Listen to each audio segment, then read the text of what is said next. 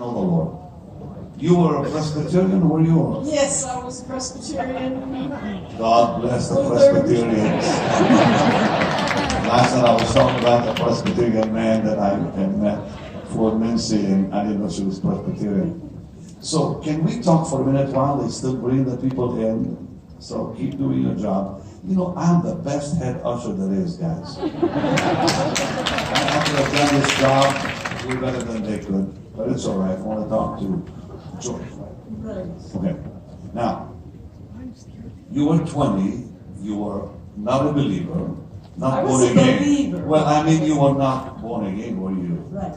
Okay, so you were a good Christian young lady. Yes. And you were given the responsibility of taking care of a lady. You didn't know who she was. That's right. You didn't know she was Kathryn Kuhlman. You didn't know she was used by God.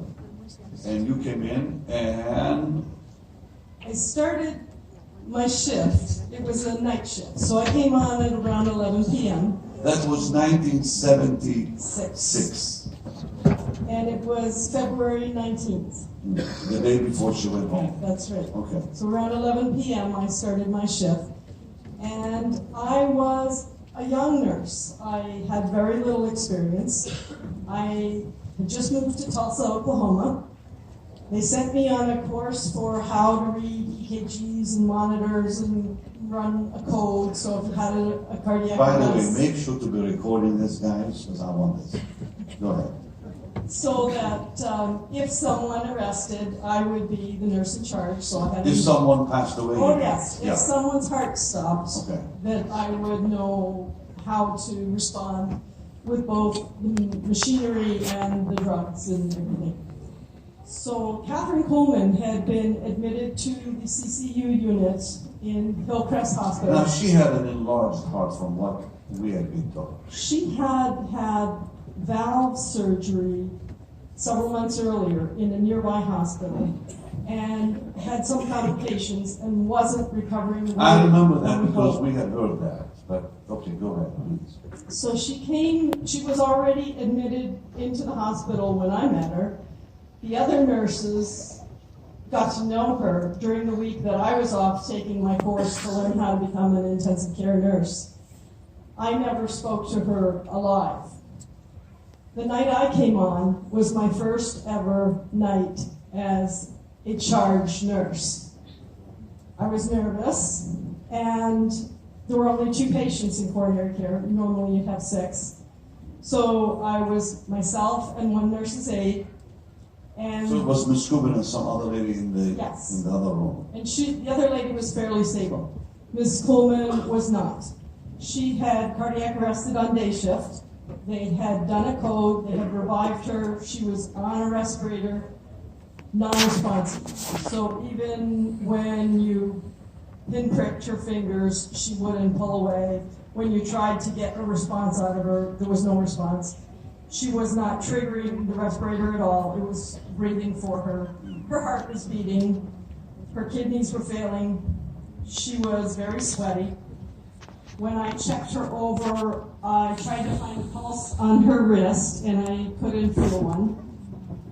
Considering how frail and small she was. People don't realize how frail she was even before she passed.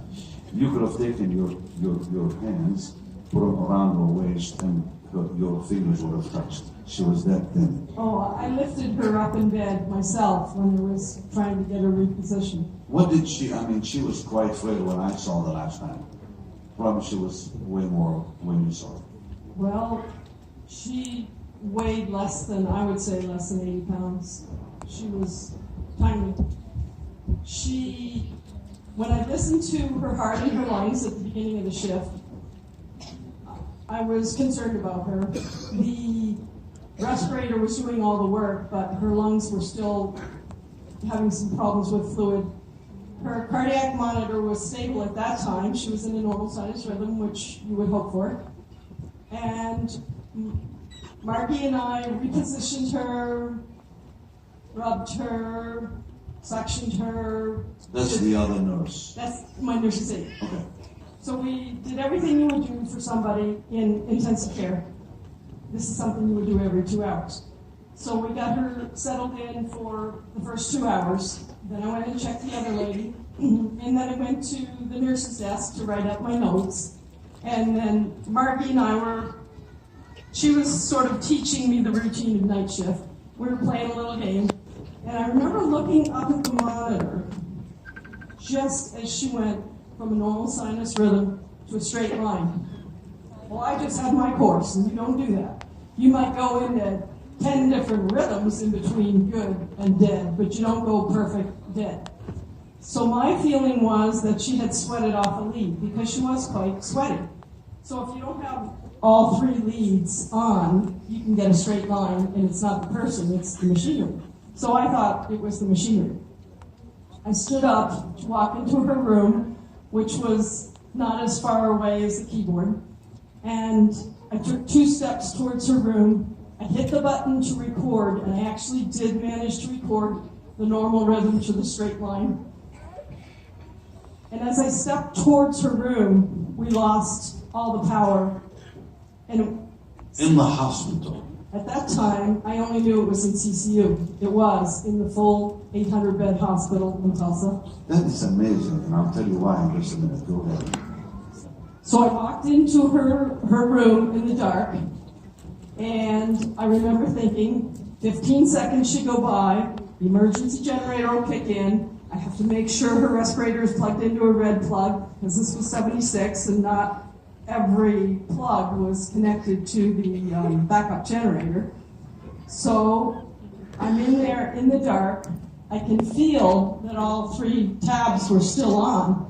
And I thought, wow, maybe this wasn't a mechanical problem. Why did I get the straight line?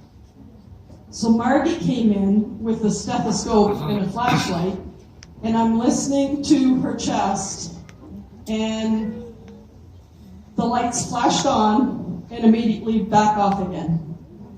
Well, that's not supposed to happen. I just had my course. And I was starting to get really nervous.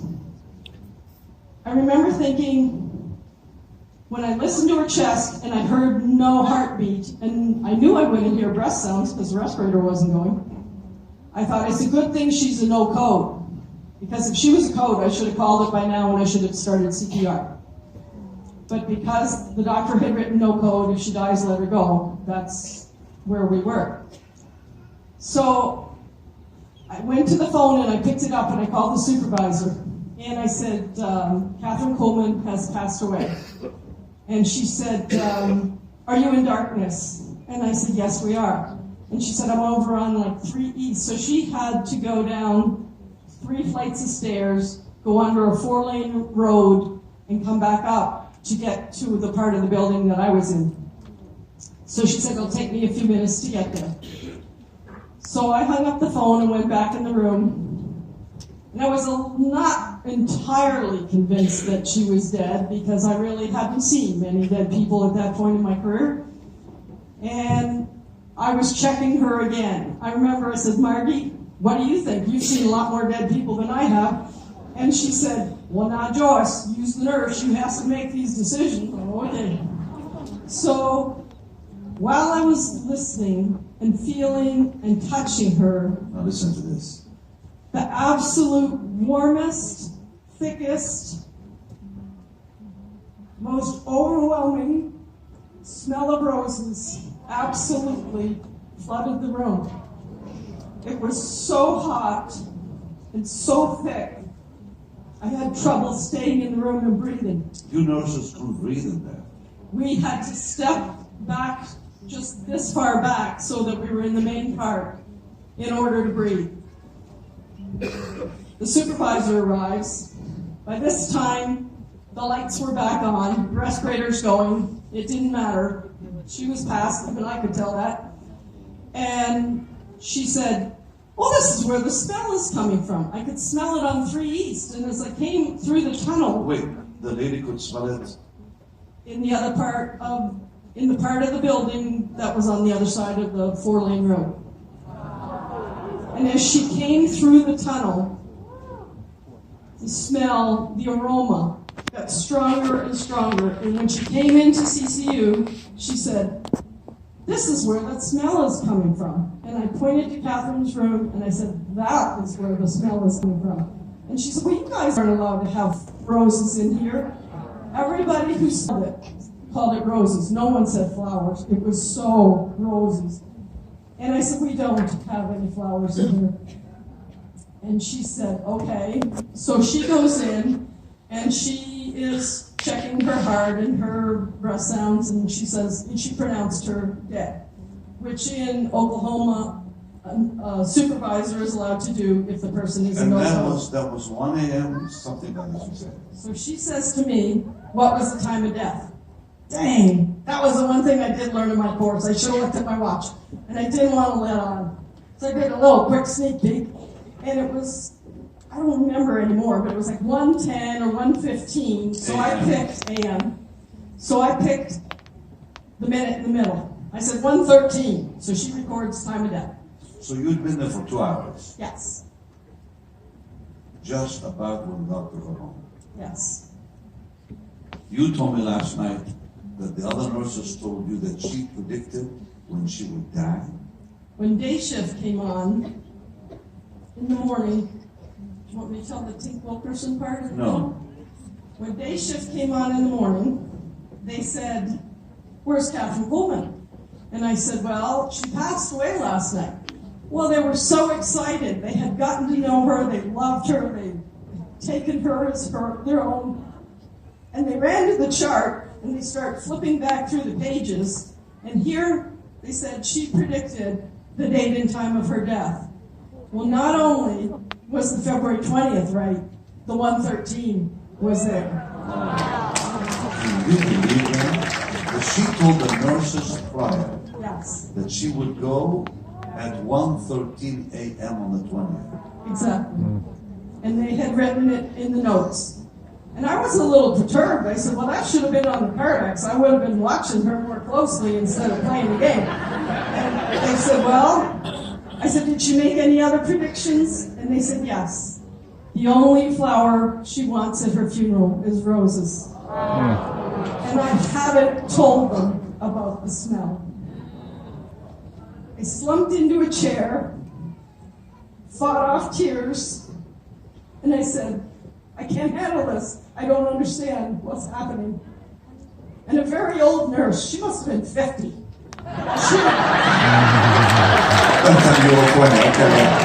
That's right. she said to me, "Joyce, if you're going to work in intensive care, you're going to see unusual things around death. You just have to accept them and learn from them." And I spent my career asking or assigning myself any patient that might die. And the amazing things that I have seen, the people who have come back, the stories that I've heard, shaped my career, and I certainly am a believer. When did you give your life to the Lord Jesus? That October. I went to a friend's house, and she said, "Well, Joyce, have you ever prayed the prayer to commit yourself to Christ?" And I said, "No, how's it go?"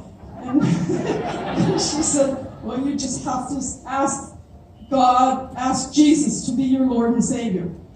So that night, I was driving home from Oklahoma, from Texas, and my car started to drive itself. As I was praying the prayer, I became so fixed on one star in the sky, I thought I better pull over. And when I tried to pull over, my car wouldn't slow down when I put the brakes on. What do you mean drive itself? You didn't tell me that last I night. didn't tell you that last night. The car was driving itself. I let go of the wheel, I took my foot off the gas, and I just fixed on this one star in the sky. And I started singing "Angels We Have Heard on High." And then I wasn't singing in English anymore. And since I was Presbyterian, I didn't know what was happening.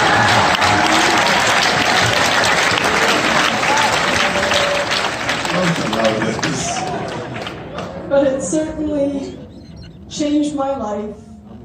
And what I learned is that I cannot hide this light under a bushel basket.